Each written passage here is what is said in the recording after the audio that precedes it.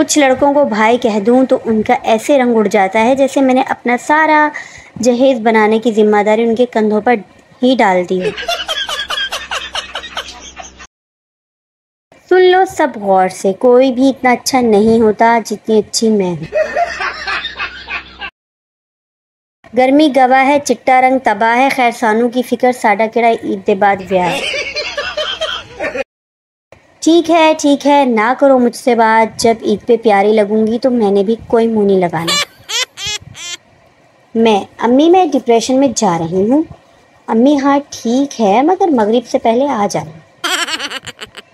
वो तुम्हें चांद तारों का कह के गुमराह करेगा, मगर सुनो तुम आईफोन की जिद करना।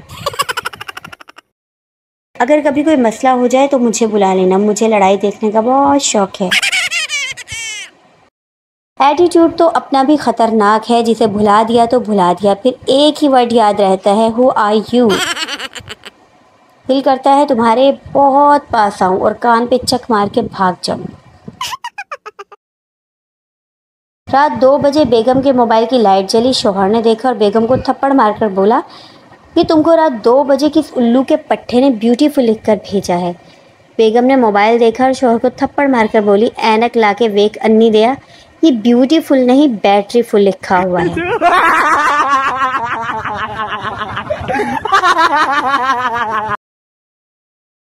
एक लड़का होटल में गया, सभी टेबल्स पर जोड़े बैठे थे और बैठने के लिए जगह ही नहीं थी। उसने जेब से फ़ोन निकाला और कान पे लगाकर ज़ोर से बोला, अबे तेरी गर्लफ्रेंड किसी और के साथ बैठी है, तू जल्दी से आ।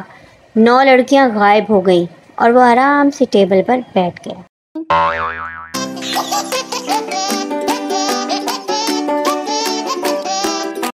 वॉशिंग मशीन से दोस्ती और झाड़ू से प्यार, यही है परियों का हफ्ता और इतवार।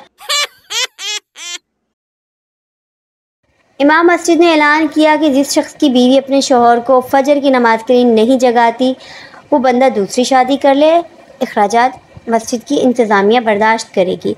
अगली सुबह फजर के वक्त मस्जिद में जुमा से बड़ा इज्तिमा था।